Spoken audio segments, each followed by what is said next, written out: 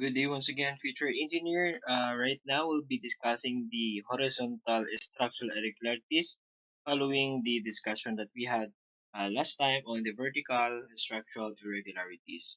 So, kung sa vertical structural irregularities, no, itong ginatanaw ang kuan, irregularity of the structure vertically, no, kung ato sa tanawon as elevation views right now, the horizontal structural irregularities ato siyang tan-awon like in the plan view. Okay? So sa kung sa horizontal structural irregularities, we have five type. We have first the torsional irregularity from the word torsion. No? It happens when the diaphragms are not flexible. So torsional irregularity exists when the maximum story drift computed including accidental torsion at one end of the structure transfers to an axis more than 1 by 2 times the average of the story drifts of the ends of the structure. So, kani. So, here we have three plans. We have plan A, plan B, and plan C. So, si plan A, kung imong tan-awon, kami na ni plan A. Si plan A naatay columns. So kani siya no kani mga gamay diri sa kuan humusdat na sila. These are actually the columns of the system. So on and so forth. And then right now, if you're going to look sa upper right na atay, this one. Let's say this is the elevator shaft and then that is the shear wall. Okay, we have a shear wall there. Karon, sa pa may na ito makita diri si red na atay center of mass and then dili ka ni si fuchsia. That is the center of rigidity. Sir, unsa may significance ni center of mass o ni center of rigidity? If you remember no sa atong discussion pa lang daan sa SDOF system, sa in the SDOF system di ba natin lateral stiffness of consideration. We have also the consideration of the mass of the structure and as well its damping properties. So, kung yung madumduman, if there is the drifting of the structure, if there is a displacement, diba? There are inertial forces involved. So, diri pod sa during earthquake, no, si earthquake or the seismic or the lateral force will act on the center of mass. Sa ato pa, if nahilinog, if there is an earthquake, si lateral force, dito siya mag-act sa center of mass of the structure. So, unsa man ang center of rigidity? Actually, other name ana is the center of resistance. Na. Okay. So, kabalo ta nga if na-applied load sa building, si building will respond, the building will also resist. Diba? Mo resist gina si building sa applied loads. So, karon ang resistance lang ni kuan ni building is sa structural system ni building is wala dadto sa center of mass. Naa dadto sa center of rigidity. So in your PITs, you'll be calculating the center of rigidities for your structure. Okay, so this is the center of rigidity. So kung nailinog along that direction, si structure mo responds on the center of rigidity on that direction. Isilinog is on that direction, no, acting as well on the center of mass. The structure will respond on that direction. So, unsa man ni siya, kasi may tabuan ni, there is, no, there will be torsion. Naman ni distance paingon diri, there is an eccentricity present. So, by the application of the resistance, when the structure resists by the application of the load or the lateral force, sa may tabo, there is torsion present. Diba? If you remember natin ginatawag nga couple, two opposite direction, same magnitude but different in direction, and then sila distance, they are forming a couple. So we have a torsion on this structure because sa iyang pagkaporma sa lateral force resisting frame, sa iyang columns sa shear wall. Karon saan man na nato para mo gamay ang distansya the center of mass ug ni center of rigidity. So may tabo mong gani pag mag-anam kalayo si center of mass ug si center of rigidity, magkaanam ni kadako si E. So magkaanam kadako si E, magkaanam kadako si torsion, di ba? Ang unit ani ni torsion is let's say that is in kilonewton per kilonewton meter. So that is the force times the distance, di ba? Muro siya moment. Now, aron mo gamay ang distansya aning duha ni center of mass and center of rigidity, in the plan B unsa may iya ang corrective measures. Nagdugang siya og shear walls on this direction na naman aron to strengthen no, to add stiffness on these directions along that direction and along this direction. Karon, the center of mass and the center of rigidity duol na sila. Duol-duol na lang. So when the earthquake or the lateral force will be applied on the center of mass, we will also have our center of rigidity on this side. And then their eccentricity is much lesser compared with this one. So much gamay iya ang torsion ana. Now karon mo ni pinaka nice og gyud no nga tan-awon ta. The plan C.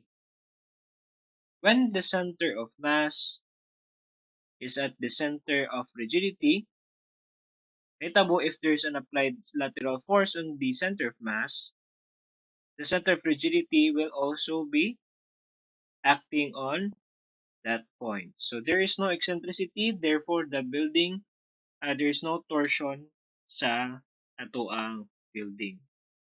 So mo na siya kung di gid malikan ng torsion at least no aim for the lesser nga kuan distance E. Mahitabo if mas dako ang torsion, mas stress imong members, mas gamay ang torsion, mas gamay ang stress, but much better. Kung gini pinakalami nga configuration.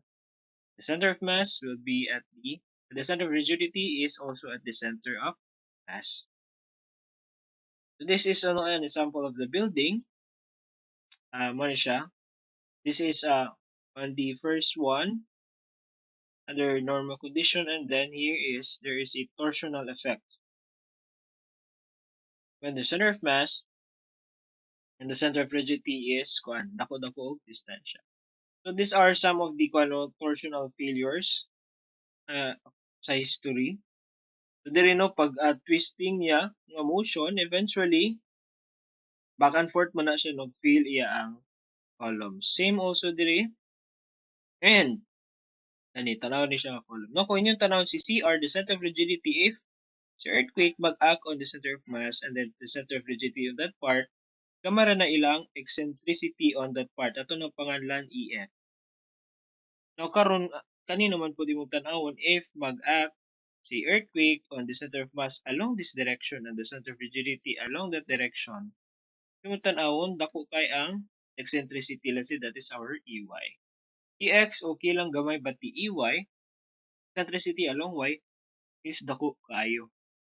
What will happen is during a seismic activity or kuan, dako gani siya torsion ang kani siya nga plan or kani siya nga infrastructure, and then what will happen is that dako og stress ang receive sa iyaang structural members. Okay. So these are also another example. No? So man siya, this is the center of gravity. Also the center of mass no align kung natawag niya is the center of gravity, and then the center of the rigidity kana CR. And then usa po ni siya sa mga failure no during torsional nga kuan movements na gining columns diya nga mga fail. Usa na kanipod is actually this one nahagba ni siya no diri nga part during earthquake, then there is torsional nga motion, and eventually that part is collapse. It collapse. Kumano siya no? This is the center of mass, center of rigidity. So there is distance, then we'll have torsion. Force and distance. Kumano yung pinaka-ideal ng regular? This is a regular structural system. And then here we have a torsional irregularity. Ani. Yung ani yung may tabo no sa building. If there's torsional kuan, irregularity. Dako siya drift, dako siya sayaw, and then as much as possible ato na siyang ipagamay. Next is we have the reentrant corner. So na reentrant corner sir nga irregularity. So this happens when plant configurations of a structure and its lateral force resisting system contain reentrant corners where both projections of the structure beyond the reentrant corner are greater than 15% of the planned dimension of the structure in the given direction. Okay, mo ni siya ang ginatawag na to reentrant corner. So, kuan kay no kaning mura siya similar atong kuan vertical nga geometric, di ba? So, the vertical geometric that time may no, that is an irregularity in the plan as well, no? That is also an irregularity. So, sa may tabo. For example, diri natay center of mass and then we have also our resistance here. So, if the earthquake will act on the center of mass, no, on that side, this is also the center of resistance. So, there will be eccentricity. Yeah, po, no, there is an eccentricity on this side because of the reentrant corner. That there will be torsional movement because of the reentrant corner. May tabo stress kaayo ni siya diri nga part o kana siya diri nga portion. Eventually, dako kay ni siya requirement diri because these members here, the structural members on this side, is quiet stress. Muna nga, when you try to design this one, if you have an reentrant corner, dako ni siya requirement on this side. So, may tabo dira pa dako kay nga columns, dako nga beams, or actually pwede po na siya nga bulagon, no? Much better if bulagon. So we have here an example of reentrant corners. We have T shape, and then we have si L shape, U shape plan. So this is common. Actually, makita ninyo no, na mga market or whatsoever. Naka U shape siya, na cruciform and other complex. So saan man nato ni siya para ano, di siya ma-reentrant corner. Kung ato na is dapat two separate structures sila, no? Na separation na nila na ay gap. So same diya no sa cat kay actually if maglakaw-lakaw mo diya sa gateway and kuan na may makita dira nga kuan dungo-dungo mo dira nay gap dira sa salog. Actually nakaseparate na siya. Ang purpose ana is so that the whole structure will not act as one. Pero ani the structure will act as one. May tabo na stresses diri nga ma-form. Now karon if imo silang ibulag, let's say no kung you have the L shape. Now if there is an earthquake, this structure will act as one. Now karon kung imo nang ibulag, mura na siya ginganing itsura no. They will act separately. So much better ang resistance and application of the lateral force compared with this one nga around nga niya itsura no, there is an eccentricity. Ani. So more than siya, this is actually from the design software. Dira no, kung yung pinaka-suffering part. Next is kani, number 3 day no. Nalakbay mo siya. Number 3 is the diaphragm discontinuity irregularity. So sa may tabuan niyo kung sa inyo ang floor is namoy dako kay nga opening. So let's say you have namoy floor plan dira and then dako kayo inyong open below. That is diaphragm discontinuity irregularity. But there is an abrupt change of abrupt discontinuity in the stiffness sa floor. Next is we have the out of plane offsets irregularity. Unsa mo po ng out of plane, sir? Okay. Ani. Mura ni siya kung ano, kung inyo ning ipatindog, no? Mura siya, let's say, dahil building diri, inyo ning ipatindog, kaning bottom floors, na kay shear wall diri kibali, na ila ka floors dira. And then, pag abot sa ibabaw, isbog ni mo kalit na shear wall, gibutang na po ni mo kalit dira. No? Mura na siya similar atong in-plane discontinuity. There are offsets. Pero kanila naka-floor plan view lang tano. Sa bottom is naadiri yang shear walls, yang lateral resisting element. Na pag-abot sa ibabaw na is bog. So this is an irregular structure. Same ra gyapon no explanation sa in plane discontinuity or katunay mga offsets nato. Mahitabo ani is this is not really ideal no kay pre ani gi-move ang fuel diri so mahitabo this part here will be who stress. Usa na sa mga kuan problema na kini kayan. So sa ato pa mas dako siya requirement on those parts. Kanipod. There is kuan no vertical ano there is discontinuity vertically wala columns and then ato pa nag-float sila, di ba? Kaning ang beams they are stressed. And then what else? We have a position based point of vertical regularity, location of out of plane offset of the building. Kana siya, yes. Building having core type shear wall. Okay. Kani siya no, mo ni siya. Play column. Sa ibabaw kay naikuha na structural system and then kana siya. These are the out of plane.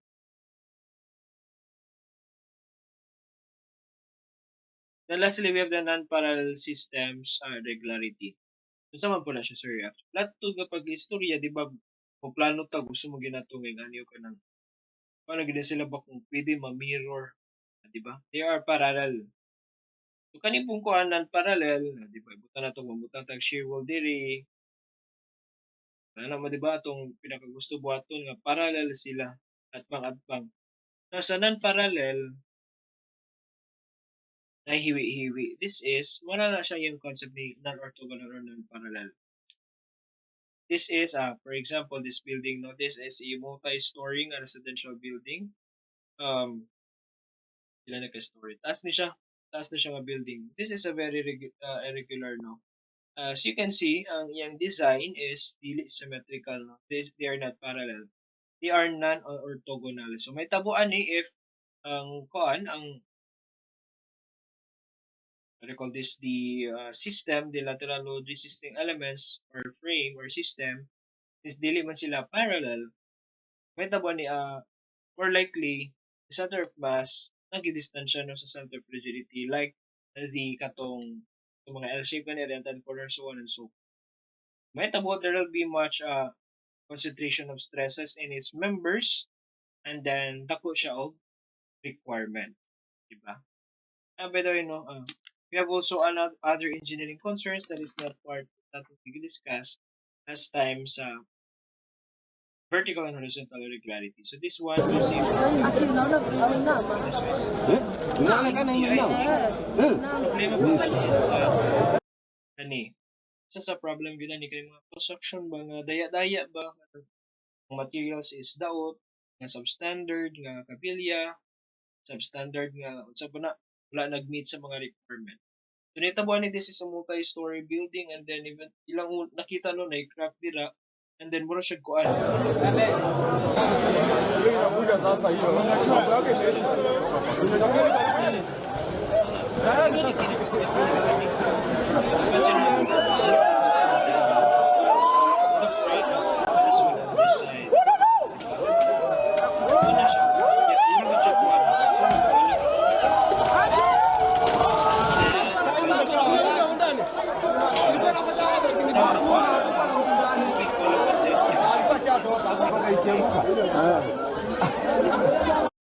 Yung tanaw no diri o tanaw ganin siya.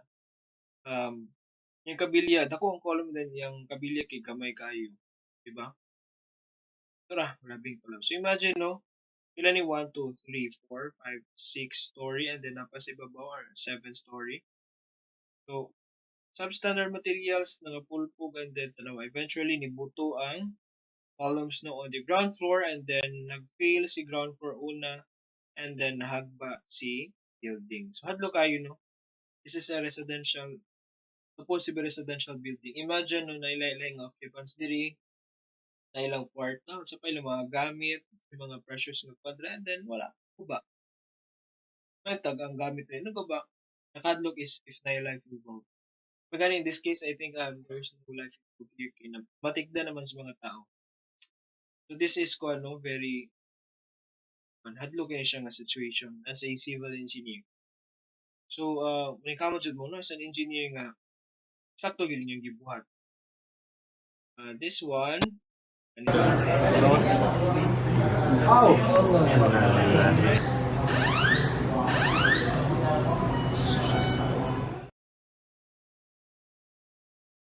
And then kani, Lagos. It's believed 50 people are trapped. Officials have been trying to demolish or retrofit unsafe buildings in Lagos, which is tanaw, Africa's tanaw. second. This is a multi-story building. And then tanawan sa nitago, grabe crash. Hagba gid no hagba. This was from Nigeria. Bigger estate in with their bare hands. Sinking over the past few years because I thank you very much indeed. Kana bitaw na sobrang kainot, samot gid kaguba. Okay, kani. This is a school building. Supposedly, actually this is occupancy category 1, 1.5. Dapat yung tanong ma-withstand niya ang mga earthquake 1. Pero tanaw man nagbuto ang columns and then kana. When you tanaw no distansya ra gid kay ang mga ties ani pero so ginitabuan ni kung inyong klaruhon no nahimong short column ani. Si column is nag-act as a short column because of this existing wall. So kana si mga silang wall, silang CHB makadugang mo na sila sa stiffness. Because of this, kana siya nitabo nakadugang mo siya sa stiffness. Ang nitabo si column na instead nga kani siya kataas, pura siya gingani kagamay ni noon. And then eventually nagbuto siya. Adlok na kini siya gamit tawa. Also with this one kani the columns on the ground floor. Ang buto, liki, and then tanawa. Ang core, concrete core nawala. Ang distance sa ties, distansya kaayo. This is kuno very scary. So this is a project na kuno short column effect because of the presence of this HB. So it is very important no, when you are going to construct, dapat na gina sila gap. If you have a column, yeah, dapat inyong wall is na siya some distance diyan. We call that the seismic gap.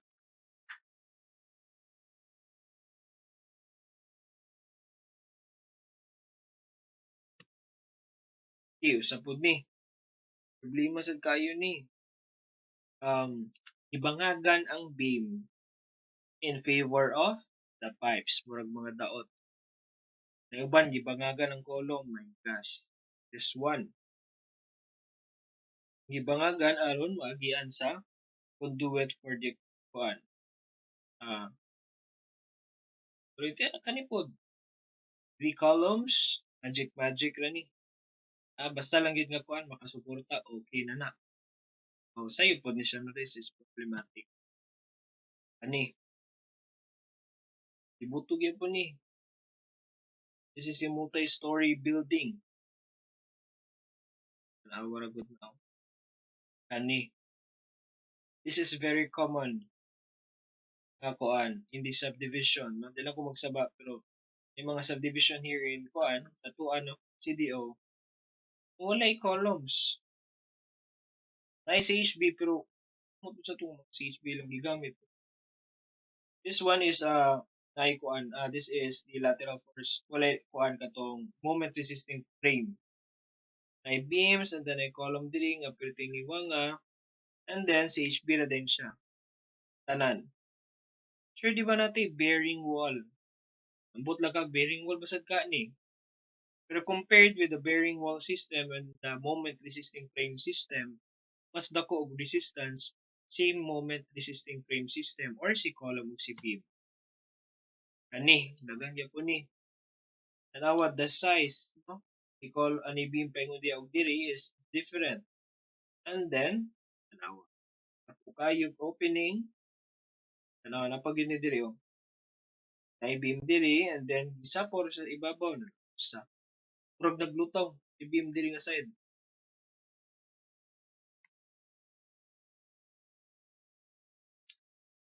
So that would be all for the vertical, horizontal, structural irregularities and other engineering concerns.